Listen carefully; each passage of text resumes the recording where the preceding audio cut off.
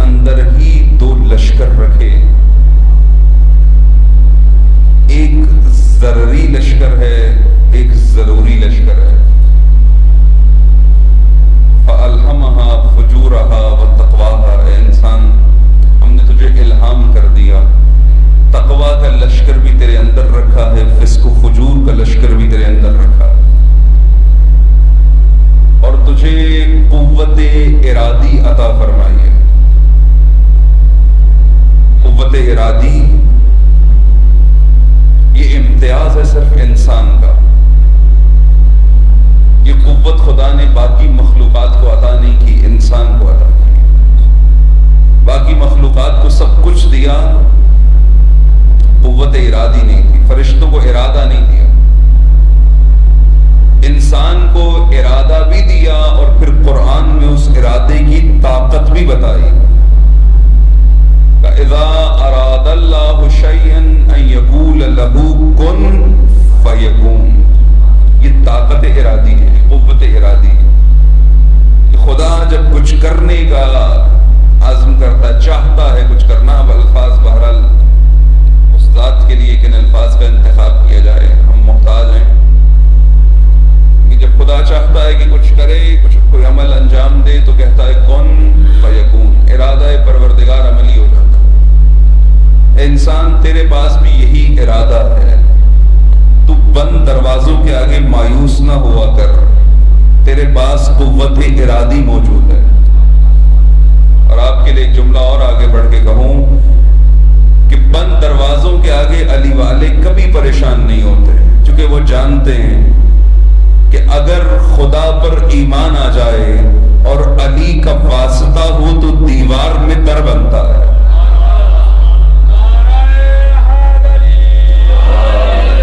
صرف مقفل در نہیں کھلتا بلکہ دیوار میں در بنتا۔ ایمان چاہیے خدا پہ، علی کا واسطہ چاہیے۔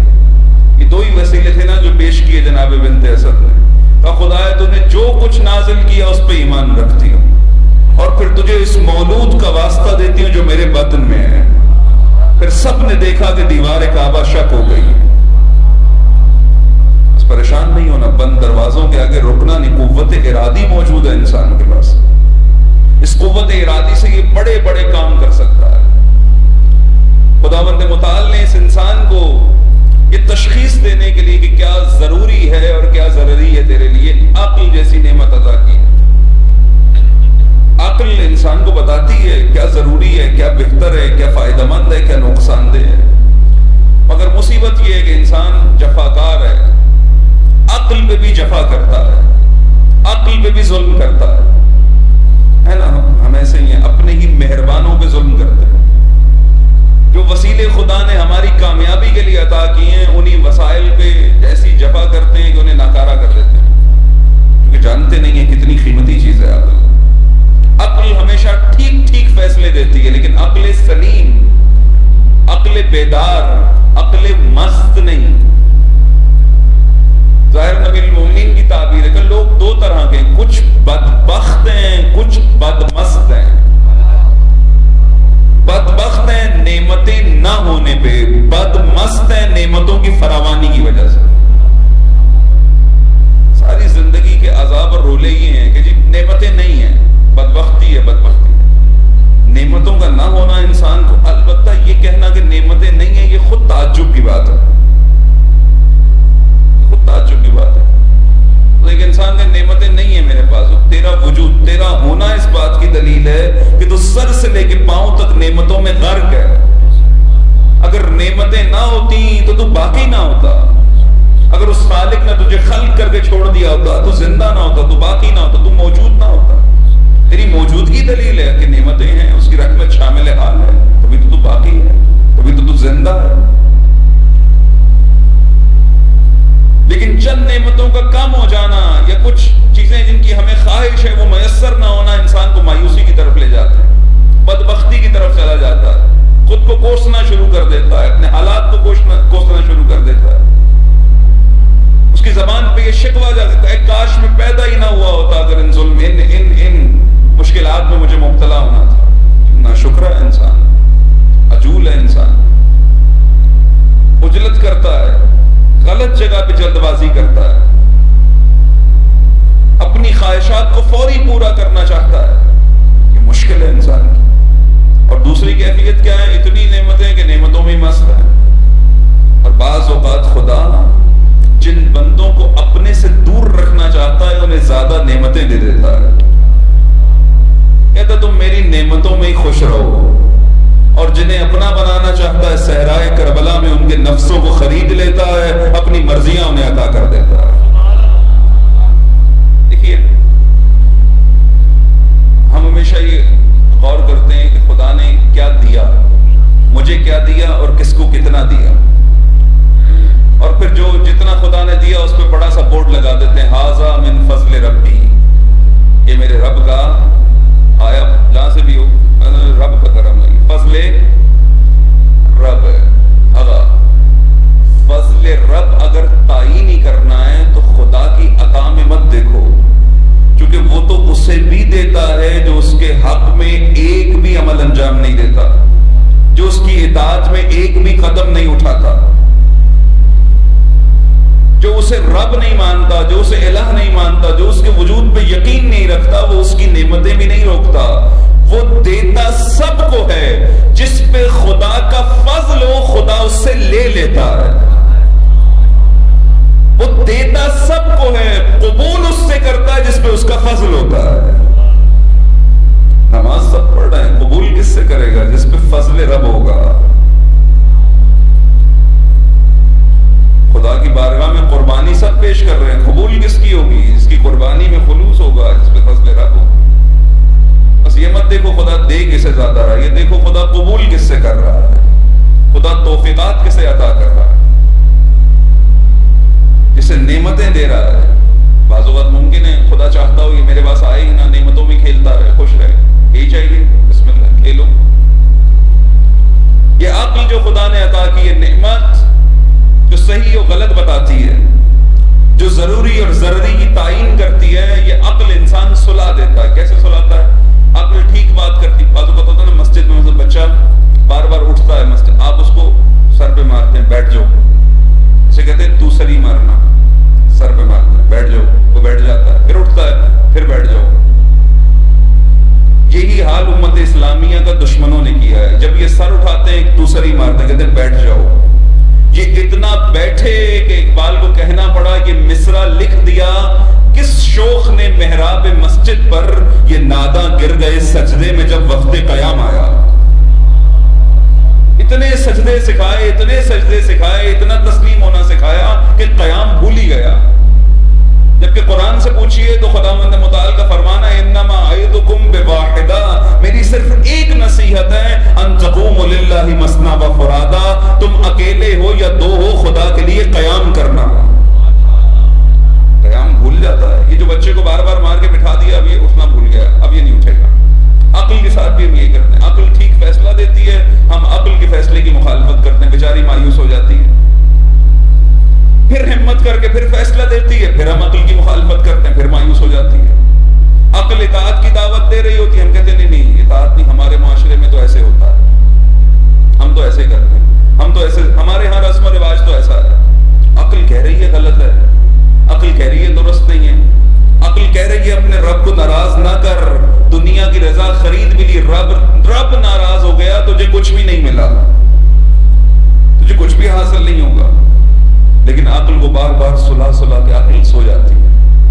اس لیے امیر المومنین علیہ السلام فرماتے ہیں خدا نے انبیاء کو خلقی اس لیے کیا کہ لوگوں کی دفن شدہ عقلوں کو زندہ کر دیں. اگر عقل زندہ ہو گئی یہ خود ہی خاک سے نفرت کریں گے اور خدائی بننے کی تیاری شروع کر دیں گے. یہ عقل سو گئی ہے، لہذا ضروری اور ضروری واضح نہیں ہے.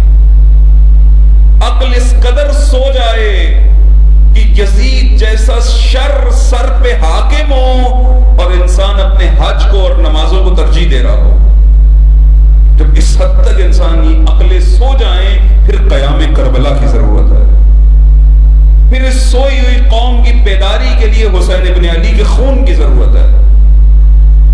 پھر اس سوئی ہوئی عقل کی بیداری کو علی اصغر کا لہو چاہیے کہ یہ عقل جاگے، یہ عقل بیدار ہو. یہ عقل پھر سے فیصلہ کرنے کے قابل ہو جائے، یہ عقل پھر سے اپنا ضروری اور ضرری سمجھے۔ مکتب کربلا کی نگاہ میں، حسین ابن علی کی نگاہ میں ضروری اور ضروری سمجھنا بہت ضروری ہے، تاکہ عزادار آج کے معاشرے میں، آج زندگی گزارنے والا عزادار جو یزیدیت سے برسر پیکار ہے، آج اپنی راہ معین کر سکے کہ مجھے کیسے آج کے زمانے کی یزیدیت کا مقابلہ کرنا ہے۔ اب دقت کیجئے، حسین ابن علی علیہ السلام روانہ ہوئے، امام نے صرف سفر نہیں کیا، پہلے سفر کا مقصد بتایا، صرف ہجرت نہیں کی، پہلے ہجرت کا مقصد بتایا، کہا دیکھو میں نکل جاؤں گا، میرے بعد تم میرے جانے کی مختلف تفسیریں کرتے رہو گے، پریشان نہیں ہو، تمہیں بالکل محنت کرنے کی ضرورت نہیں، میں خود بتا کے جا رہا ہوں میں کیوں جا رہا ہوں، کیونکہ حسین جانتے ہیں میرا قیام بھی ضروری ہے اور اس قیام کی حقیقت دنیا کو بتانا بھی ضروری ہے۔ اگر یہ قیام نہ ہوا تو امت اسلامیہ ایک بہت بڑے ضرر یزید میں مبتلا ہو جائے گی، یزید فاسق ان کا حاکم اور حکمران بن جائے گا اگر انہیں نہ جگایا گیا، اگر ان کا کندھا نہ ہلایا گیا۔ یہ زندگی بھر یزیدیت کے سائے میں نمازیں پڑھ کے فخر محسوس کریں گے، یہ یزیدیت کے سائے میں حج کر کے خود کو حاجی کہلوا کے متکبر بن جائیں گے، کیونکہ وہ حج جو یزیدیت کے سائے میں انجام پائے وہ انسان کو تکبر تو عطا کر سکتا ہے، کمال عطا نہیں کر سکتا۔ یزیدیت کے سائے میں حج کہیں نہیں پہنچاتا انسان کو، نماز کہیں نہیں پہنچاتی انسان کو۔ سید الشہداء علیہ السلام نے پہلے اپنے قیام کا مقصد بیان کیا کہ میں کیوں نکل رہا ہوں، اور مقصد اس لیے بیان کیا کہ امام یہ نہیں چاہتے تھے میں تنہا جاؤں، امام چاہتے تھے جو زندہ ضمیر ہے اس قافلے میں شامل ہو جائے۔ لہذا ندائے حسین ابن علی آج تک جاری ہے اور پیغام مسلسل جاری ہے، حل من ناصر ینصرنا، ہر باضمیر کے دل سے ٹکرا رہی ہے، کانوں سے ٹکرا رہی ہے، اور جس طرح انسان بیدار ہوتا چلا جا رہا ہے۔ جوش نے ہوش میں کہا تھا، یہ بات ہوش میں کی گئی بات بڑی اہم ہوتی ہے، انسان کو بیدار تو ہو لینے دو، ہر قوم پکارے گی۔ جیسے جیسے ضمیر بیدار ہوتے چلے جائیں گے، ندائے حسینی ان ضمیروں سے ٹکرائے گی، انہیں جھنجھوڑے گی، یہ قافلہ حسینی میں شامل ہوتے چلے جائیں گے۔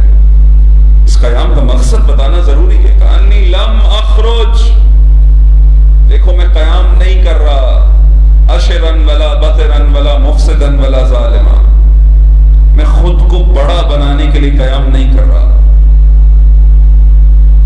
میں تکبر و غرور میں قیام نہیں کر رہا، میں ظلم اور فساد کے لیے قیام نہیں کر رہا، انما خرجت، میں نکل رہا ہوں لطلب الاصلاح فی امتی جدی، اپنے جد رسول اللہ کی امت کی اصلاح کے لیے۔ بلند صلوات پڑھی محمد و آلہ۔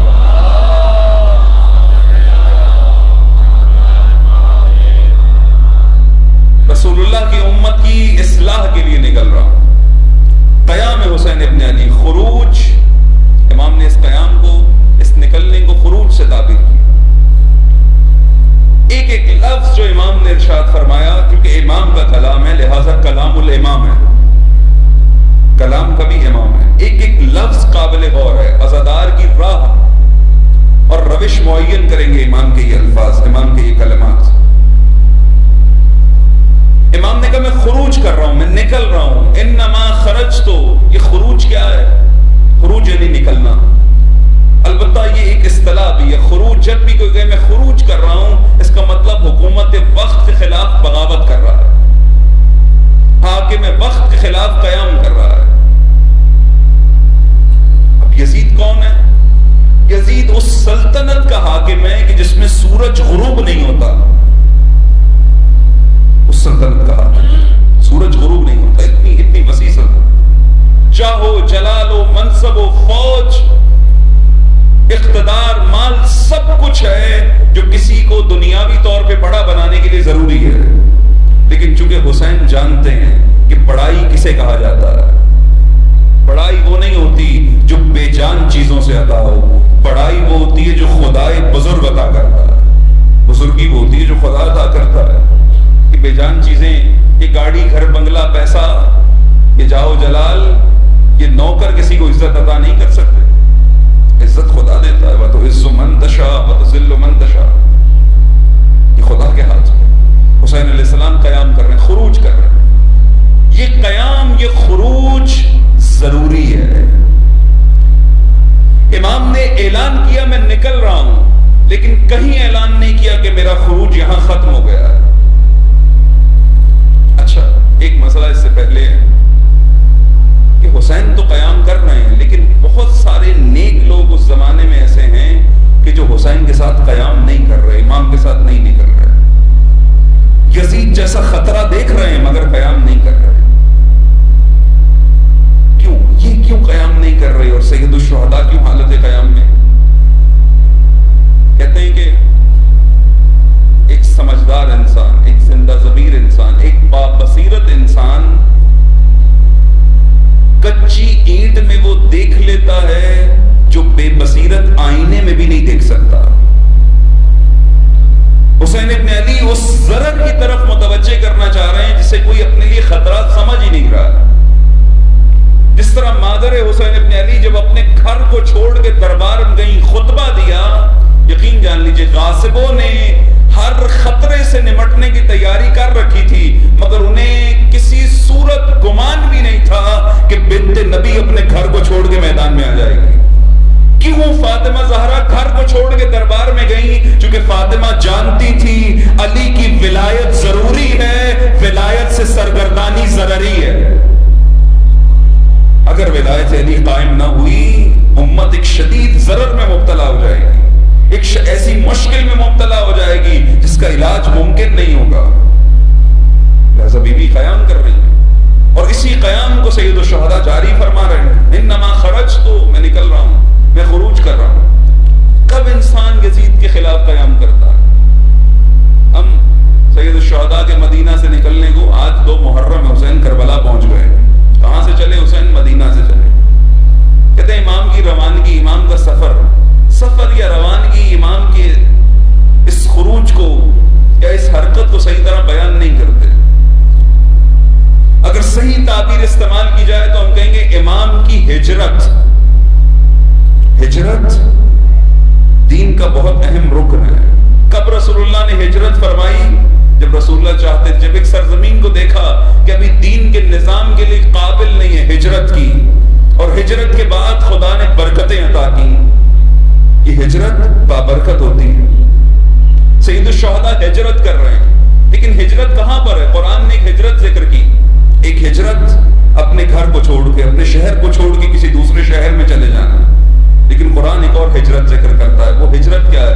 قرآن کہتا ہے کچھ لوگ ہیں جو مہاجرن الی اللہ ہیں، جنہوں نے ہجرت کی ہے مگر ایک شہر سے دوسرے شہر میں ہجرت نہیں کی، جن کی ہجرت خدا کی جانب ہے، جنہوں نے خدا کی جانب ہجرت کی ہے۔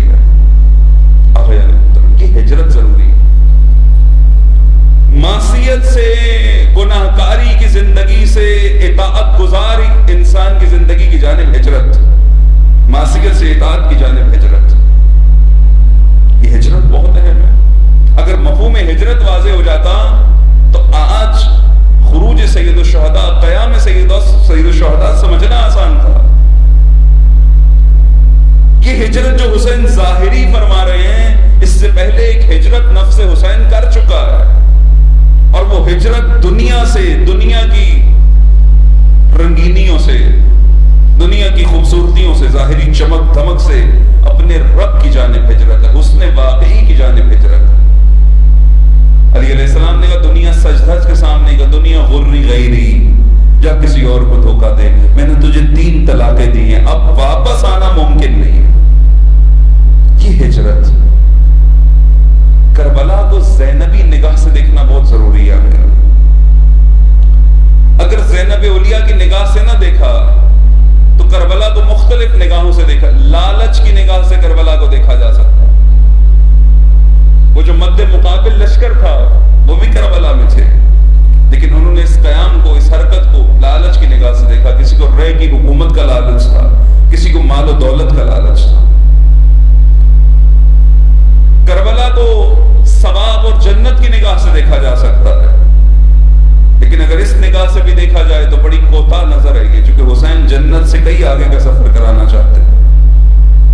اگر زینبی نگاہ سے کربلا کو دیکھیں گے تو پھر حقیقی کربلا سمجھ میں آئے گی، پھر امام کا صحیح خروج سمجھ میں آئے گا۔ اپنی نگاہ سے دیکھیں گے کربلا میں خون نظر آئے گا، کربلا میں قتل نظر آئے گا۔ کئی مومنین پریشان ہو جاتے ہیں جب امام سے منسوب یہ جملہ دہرایا جاتا ہے کہ کل یوم عاشورا و کل ارض کربلا۔ ایک صلوات پڑھیے بلند محمد والا۔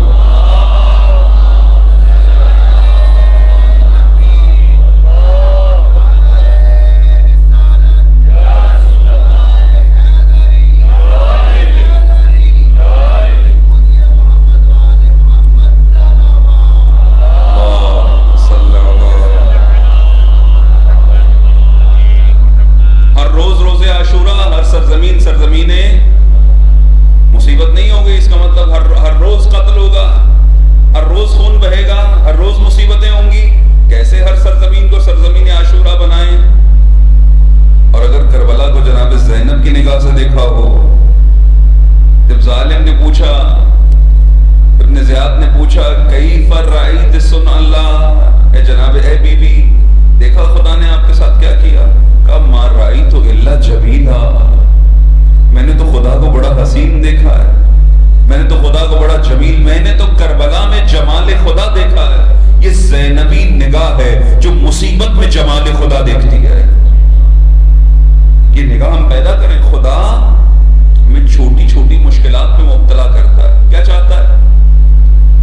اسے بخار ہو جاتا ہے، ایک شب کا بخار، ہم تکلیف میں تڑپ رہے ہیں، خدا شفا دیتے ہیں۔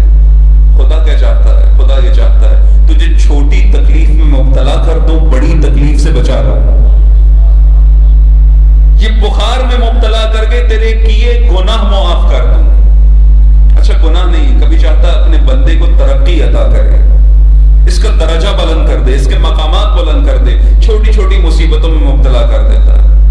ہم مصیبتوں پہ جزا و فضا کرتے ہیں۔ اے کاش یہ زبان شاکرانہ زبان ہو جائے، اے کاش یہ وجود شکر ادا کرنا سیکھ جائے۔ جو مصیبتوں پہ شکر کرتا ہے خدا انہیں مقامات، انہیں بلند درجات و مقامات عطا کرتا ہے۔ سید الشہداء سے زیادہ کوئی عزیز ہے بارگاہ خداوندی میں؟ کسی کا مقام ہے حسین ابن علی سے زیادہ؟ لیکن اس بارگاہ میں جو جتنا عزیز ہوگا اسے اتنے زیادہ امتحان دینے پڑیں گے۔ یہ مصیبتیں، یہ امتحان فضیلتوں کی علامت ہوا کرتے ہیں۔ رسول اللہ اپنے کچھ اصحاب کے ساتھ ایک صحابی کے گھر گئے، دعوت کی ہوگی اس نے۔ اس زمانے میں انڈے کی بڑی قیمت ہوتی تھی، اول تو اب آج بھی قیمت بہت بڑھ گئی ہے انڈے کی۔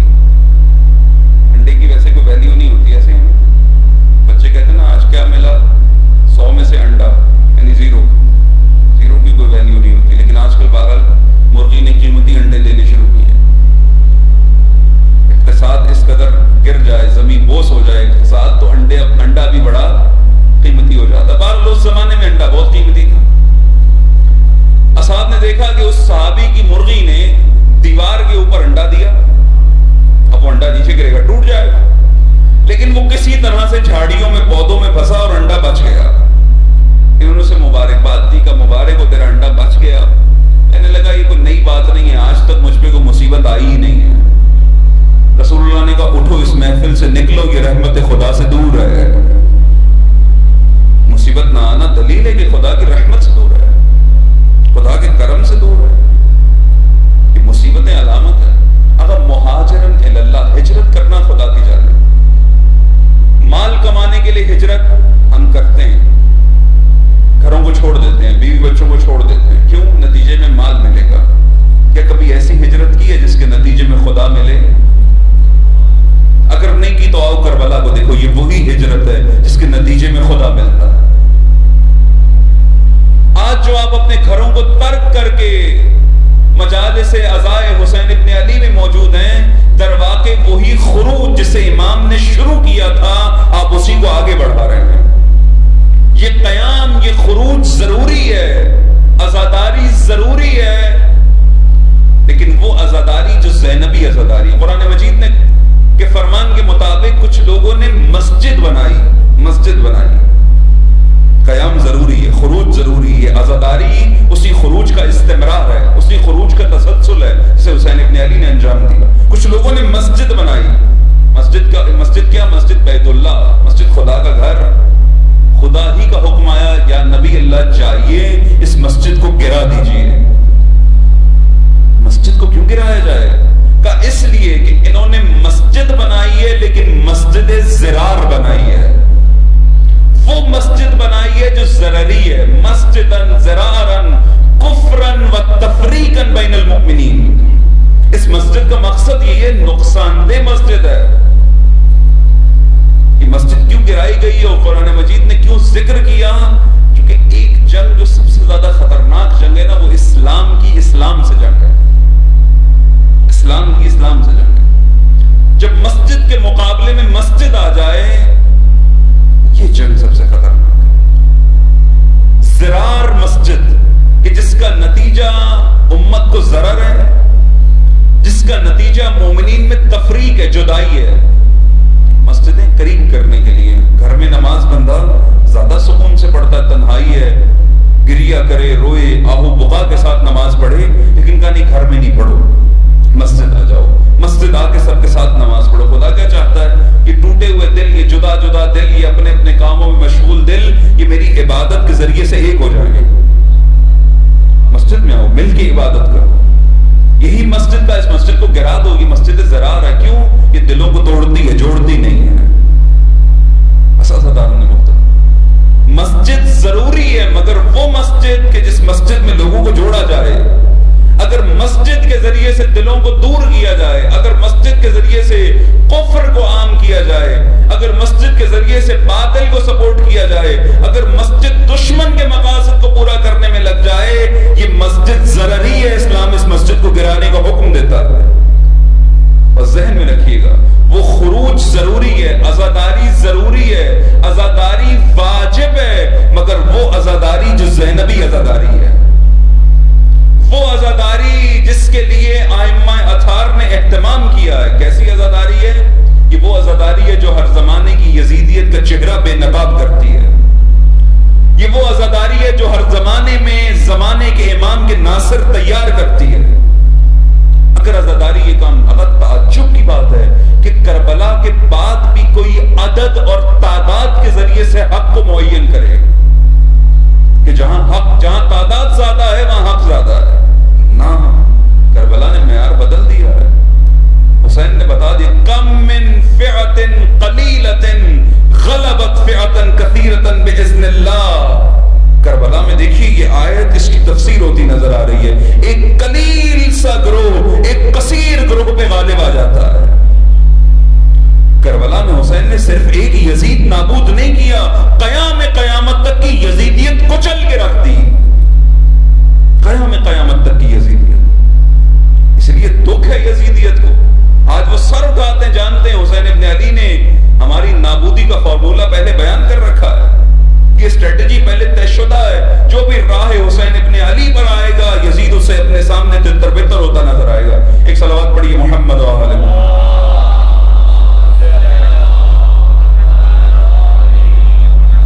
تازہ مظاہرہ آپ ہی کے ملک میں ہوا، پارا چنار میں گھیر لیا گیا مومنوں کو، کل گھیر کے ماریں گے۔ تم گھیر کے مارو تب بھی نہیں مار سکتے، تم بھول گئے ہو زینب اولیاء کے عزادار ہیں، یہ حسین ابن علی کے پیروکار ہیں، یہ علی حیدر کرار کے پیروکار ہیں، تمہیں بھاگنا پڑے گا۔ لیکن کب؟ جب اس راہ پر ہو جس راہ کو حسین نے معین کیا ہے، جو وہی خروج ہو جو مولا نے کیا تھا۔ اس خروج میں سب سے اہم نقطہ یہ تھا کہ حسین نکلے صرف اپنے خدا کے لیے نکلے، کوئی اور مد نظر نہیں تھا، کوئی اور مد نگاہ نہیں تھا، صرف خدا اور خوشنودی خدا۔ ہمیں ہجرت کی ضرورت ہے، ایک ہجرت ہم انجام دینا، زمینی ہجرت، ایک شہر سے دوسرے شہر نہیں جانا، بد کرداری سے با کرداری کی ہجرت، اس ہجرت کی ضرورت ہے۔ یہ ہجرت انجام پا گئی، اگلا سفر خود ہی ہو جائے گا۔ دیکھیں جب انسان پاکیزہ ہو تو اسے گندگی بری لگتی۔ ایک خاتون کی شادی ہو گئی، بیٹی تھی عطار کی، عطار عطر بنانے والا، خوشبوؤں سے کھیلنے والا۔ اس کی شادی ہو گئی ایسے گھر میں جو چمڑے کا کام کرتا تھا. چمڑے کا کتنا فرق ہو گیا. چمڑا بدبوئیں ادھر، خوشبوئیں ادھر.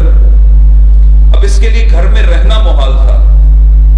جو زندگی بھر خوشبوؤں میں پلی ہو وہ کیسے رہے گندگی میں، وہ کیسے رہے بدبو میں.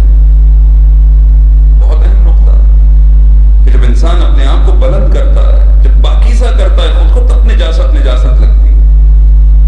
لیکن اگر نجاست میں ہی رہتا رہے تو پھر نجاستوں کا عادی ہو جاتا ہے.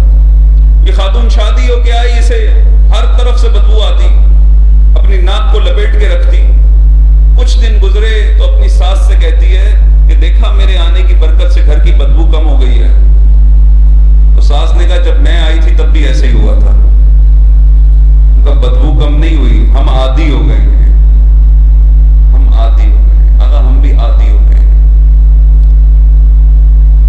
بہت ساری ایسی چیزیں جو آنکھوں سے دیکھتے ہیں ضروری ہے مگر عادی ہے، چل رہا ہے.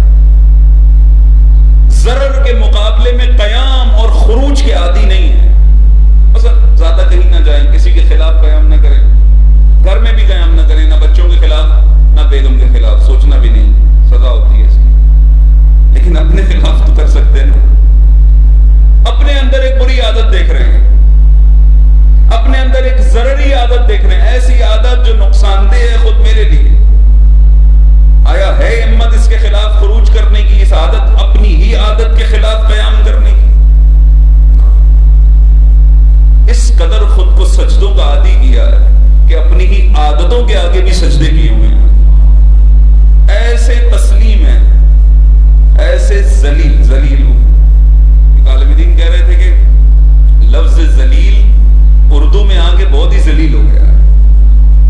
ذلول یا ذلیل اس اونٹنی کو کہتے ہیں جو اپنے مالک کی مطیع ہوتی ہے.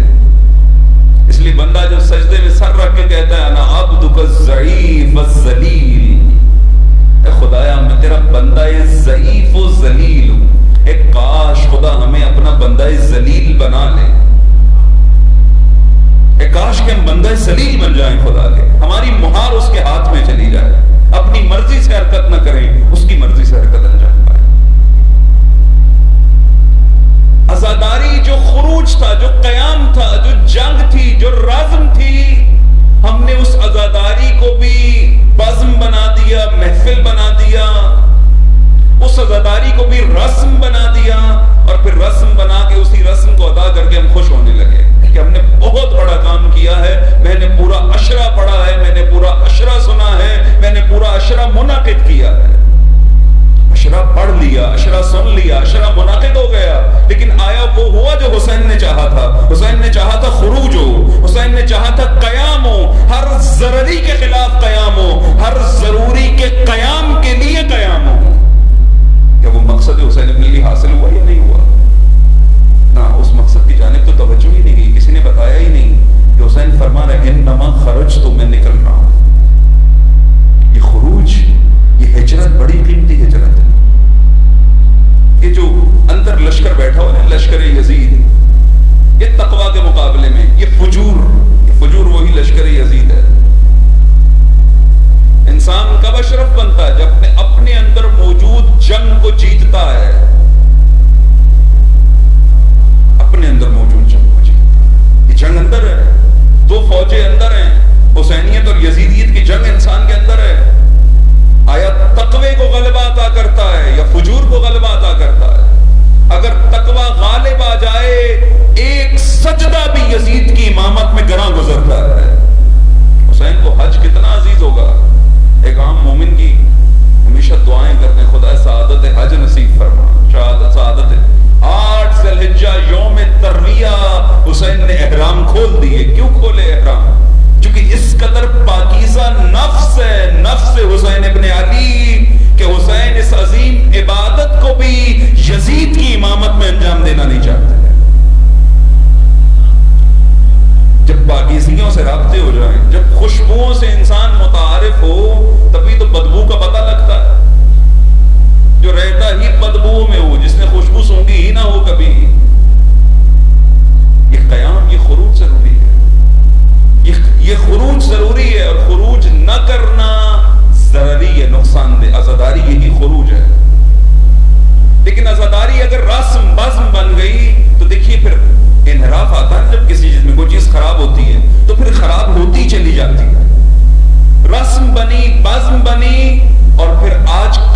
ہو گئی ہے، آج کاروبار بن گئی ہے، عزاداری تجارت بن گئی ہے۔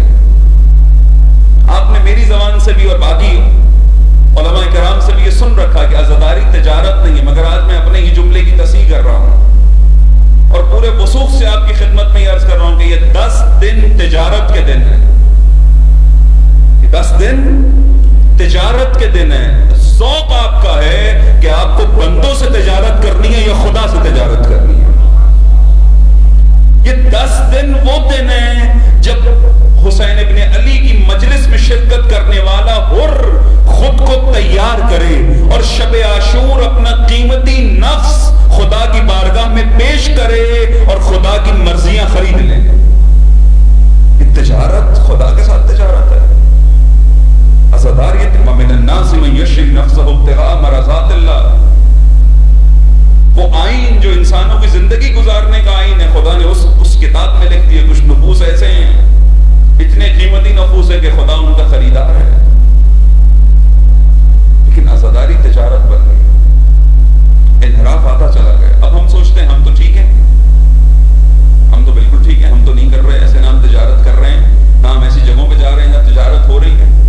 اب ہم مسئلہ اس سے حل نہیں ہوگا، چونکہ حسین ابن علی ہم سب کو ذمہ دار بنانا چاہتے ہیں۔ حسین بالکل ٹھیک تھے، حسین کی نماز بھی ٹھیک تھی، دین بھی ٹھیک تھا، درس و باز بھی ہو سکتا تھا، سب کچھ ہو سکتا تھا، لیکن سید الشہداء کو اس قدر پرواہ تھی، اس قدر ذمہ دار تھے حسین ابن علی کہ جب حسین دیکھتے تھے کہ انسانوں کی انسانیت ان سے چھنتی چلی جا رہی ہے، حسین سے برداشت نہیں ہوتا تھا۔ آقا نے قیام فرمایا، خروج کیا۔ یہ خروج ضروری ہے۔ جب آپ گھروں سے نکلتے ہیں، عزاداری عادتاً انجام نہ دے، ارادتاً انجام دے۔ کیا کوئی ہے آج جو یکم محرم کو غسل شہادت کر کے گھر سے نکلے کہ میں عزائے حسین ابن علی کے لیے جا رہا ہوں؟ ہے کوئی شوقین شہادت ہے؟ اگر یہ فرش عزا پہ بیٹھنا انسان کے اندر شوق شہادت ایجاد نہیں کرتا، کیسی عزائے حسین ابن علی ہے؟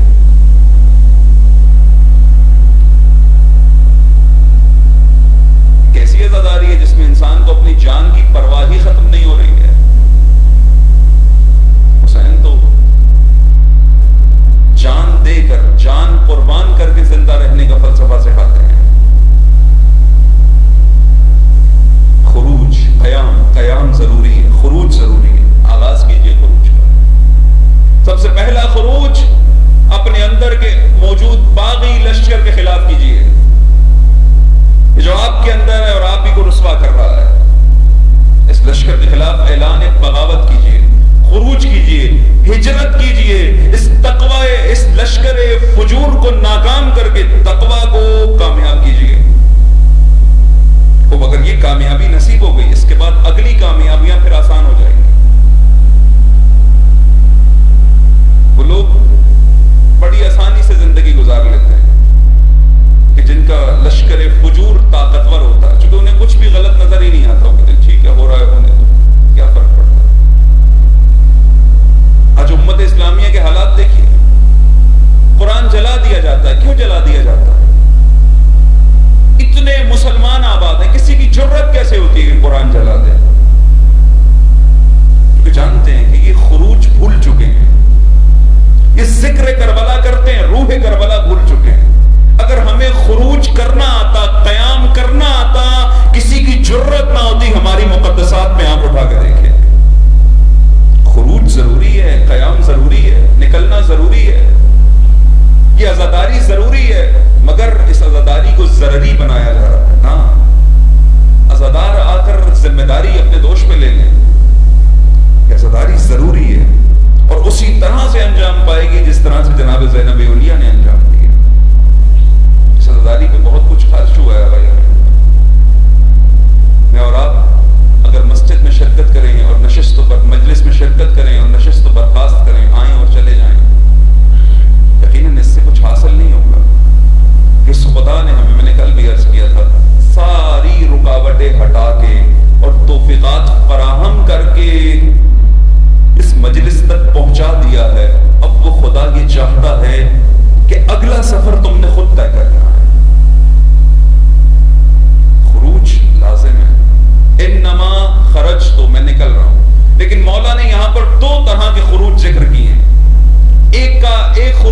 میں نہیں نکل رہا، میں اس خاطر نہیں نکل رہا. وہ خروج جو انانیت کی خاطر ہے یہ خروج ضرری ہے، وہ خروج جو خدا کی خاطر ہے وہ ضروری ہے. وہ خروج جو ظلم و فساد کے لیے وہ ضرری ہے، وہ خروج جو امت کی اصلاح کے لیے وہ ضروری ہے. آج وہ لشکر میدان میں ہے جو امت کے ساتھ تخریب کرنا چاہتا ہے. آج ظلم اور زیادتی کرنے والا لشکر میدان میں ہے.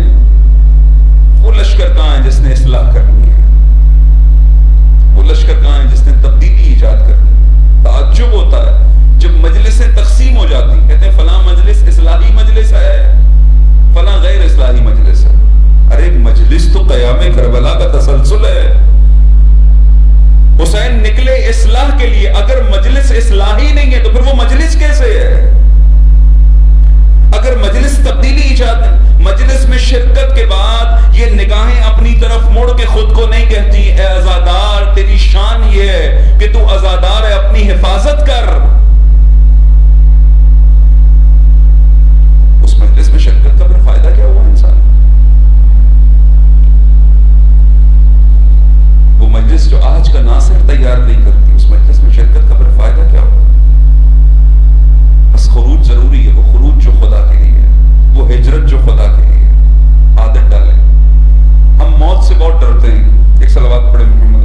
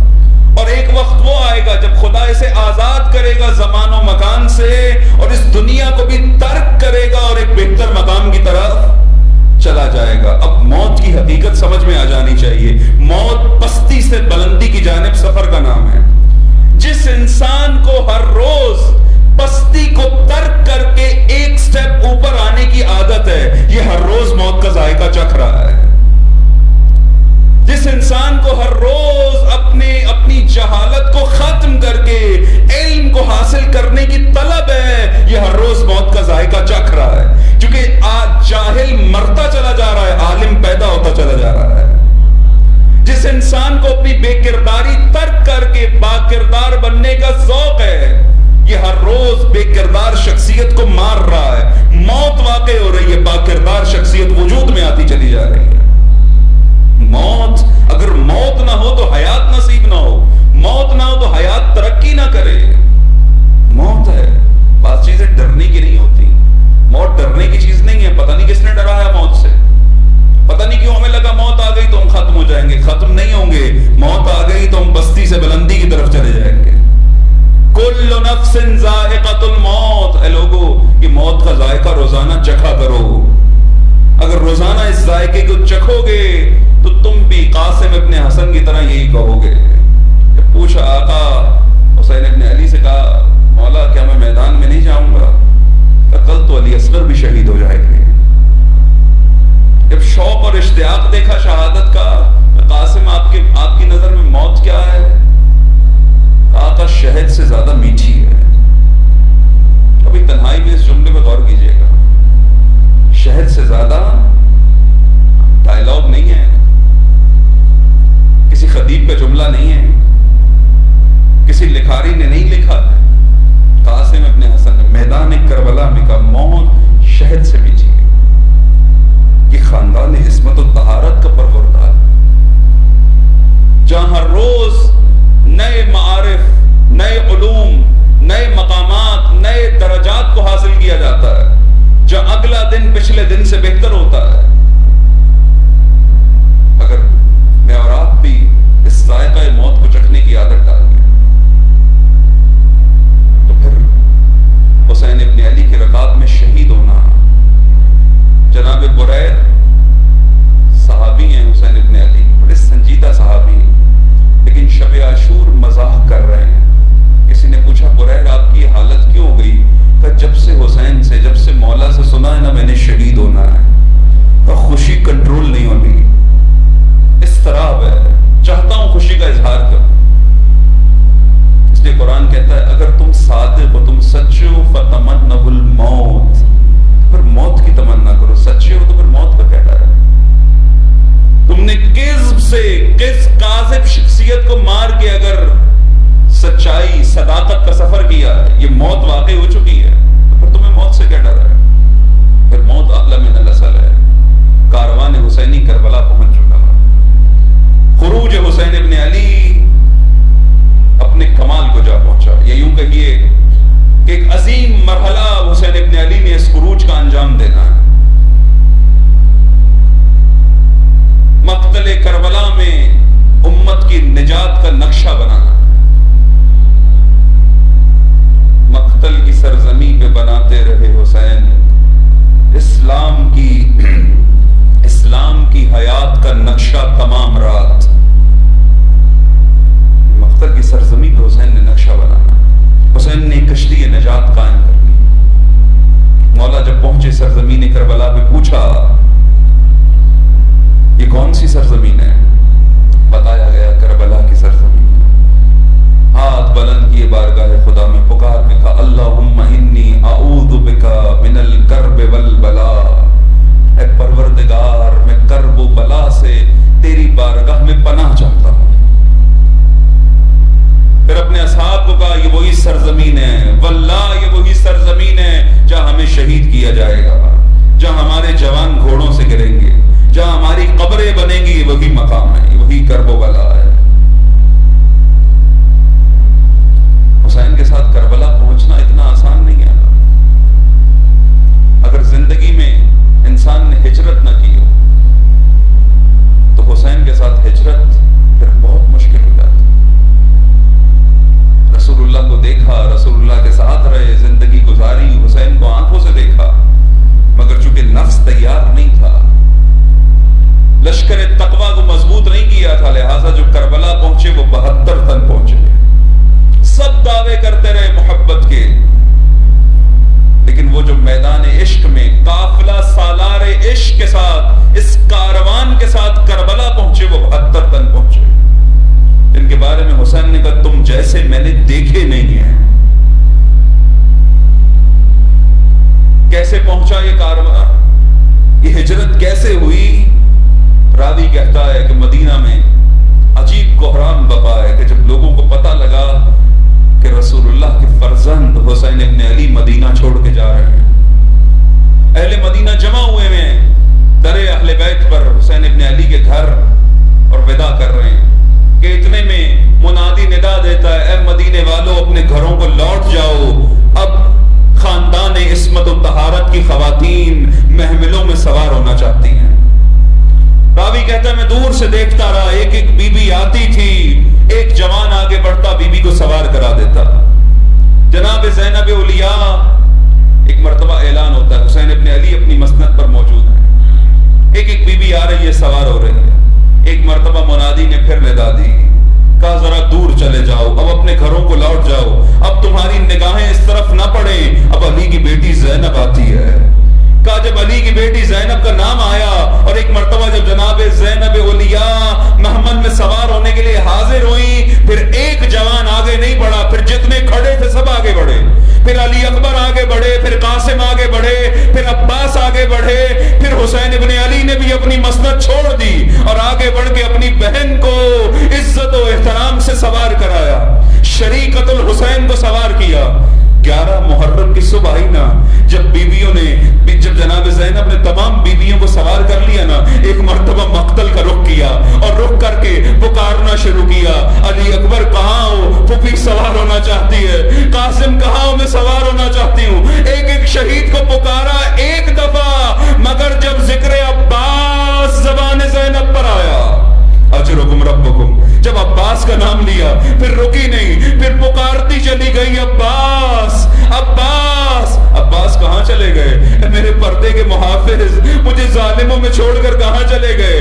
اے عباس، تو میری چادر کا محافظ تھا، آج زینب بے مکنا چادر ہے، آج ظالموں کے نرغے میں ہے، آج یہ ظالم مجھے تازیانے مارتے ہیں، آج یہ نیزے چبوتے ہیں، آج یہ ظلم کرتے ہیں۔ علی اکبر پھوپھی کی مدد کو نہیں آتے، عباس پھوپھی، عباس بہن کی مدد کو نہیں آتے، میری رضا لوٹ لی گئی۔ اس بیوی کو جسے اتنے احترام سے سوار کرایا گیا تھا۔ عزیزارو، حسین ابن علی کے چند ودا بہت سخت ہیں۔ ایک ودا حسین کا مدینہ سے ودا کرنا ہے اور خصوصاً ماں کی قبر سے ودا کرنا ہے، بہت سخت ہوتا ہے۔ اگر عام حالات میں، عادی حالات میں زمان حال سے ہمیشہ یہ ذکر کیا کرتا ہوں کہ آپ غور فرمائیں کہ سید الشہداء اپنی والدہ گرامی کی قبر پہ اجازت لینے گئے ہیں۔ سب سے پہلے تو حسین کو وہ منظر یاد آیا ہوگا کہ جب ماں نے بچوں سے اجازت لی تھی۔ علی فرماتے ہیں جب علی نے سیدہ کو غسل دیا اور کفن اور حنوط کے بعد جنازہ آمادہ کر لیا، ایک مرتبہ بچوں سے کہا آؤ اپنی ماں سے ودا کر لو۔ جو ہی حسن و حسین زینب و ام کلثوم جناب فاطمہ کے قریب آئے، ودا کرنے کے لیے قریب آئے، اپنی ماں کے سینے سے لگے، علی فرماتے بندے کفن فاطمہ کھل گئے۔ ایک مرتبہ اپنے بچوں کو اپنی آغوش میں بھر لیا، چونکہ مظلومہ جانتی ہے کہ بچے کون ہیں، ان بچوں میں حسن مجتبیٰ ہے جس کے جگر کے ٹکڑے ٹکڑے کر دیے جائیں گے، ان بچوں میں حسین شہید ہے گودال کربلا میں جس کے لاشے کو پامال کر دیا جائے گا، ان بچوں میں زینب و ام کلثوم ہے جنہیں بے ردا بے مکنا و چادر درباروں اور بازاروں میں پھرایا جائے گا۔ حسین کو یہ ودا یاد ہے، اب ماں کی قبر سے ودا کر رہے ہیں۔ ماں کیسے، ماں کا مزاج کیا ہوتا ہے؟ جب بھی بچہ کہے میں جا رہا ہوں، ماں پوچھتی کہاں جا رہا ہے؟ پہلے وقت پوچھتی ہے خیریت سے واپس آ جائے گا، جانے کی سواری ہے، آنے کی سواری میسر ہوگی؟ ساری تسلیاں کرنے کے بعد، دعائیں پڑھنے کے بعد، صدقے اتارنے کے بعد اپنے بچے کو روانہ کرتی ہے، سمجھدار بچے کو روانہ کرتی ہے۔ جب تک لوٹ کر گھر نہیں آ جاتا اس وقت تک ماں سوتی نہیں ہے۔ اب حسین ماں کی قبر پر ہیں، ذرا چشم تصور میں آپ تصور فرمائیے اگر فاطمہ زہرا پوچھ لیں حسین کہاں جائے گا، حسین کہیں گے اماں جان امت رسول اللہ نے مدینہ میرے رہنے کے قابل نہیں چھوڑا، میں آپ کی قبر کو چھوڑ کر، میں نانا کی قبر کو چھوڑ کے مدینہ سے جا رہا ہوں۔ اے حسین، اے میرے لال پھر کہاں جائے گا؟ ماں مکہ جاؤں گا، کعبۃ اللہ کی زیارت کروں گا، لیکن ماں مجھے مکہ میں بھی رہنے نہیں دیا جائے گا، میں مکہ کو بھی ترک کر دوں گا۔ حسین پھر کہاں جائے گا؟ ماں میں پھر کوفہ کی طرف جاؤں گا، کوفہ میں ہمارے چاہنے والے ہیں، لیکن ماں کوفی بھی بے نکلیں گے، کوفے بھی میرے مسلم کو شہید کر دیں گے، حسین پھر کہاں جائے گا؟ ماں میں پھر اپنا رخ ایک نامعلوم مقام کی طرف روک دوں گا، ماں 2 محرم کو میں کربلا کی سرزمین پہ پہنچوں گا۔ اچھا حسین جب تو سرزمین کربلا پہ پہنچے گا پھر کیا ہوگا؟ ماں ہم اس سرزمین پر اپنے خیموں کو نصب کریں گے، کچھ عرصے بعد ہمارے خیموں کو دریا سے ہٹا دیا جائے گا، ماں 8 محرم کو میرے بچوں پہ پانی بند کر دیا جائے گا، ماں میرے بچوں کو پانی کا گھونٹ میسر نہیں ہوگا، ماں پھر روز عاشور آ جائے گا جب ایک ایک فرزند کو ایک ایک دل بند کی لاش اٹھا کر میں خود خیمے میں لاؤں گا، ماں وہ وقت آئے گا جب میں اپنے ششماہے کو اپنے ہاتھوں پہ بلند کر کے فوج اشقیاء سے کہوں گا تمہاری دشمنی تو مجھ سے ہے، اس بچے کو ایک گھونٹ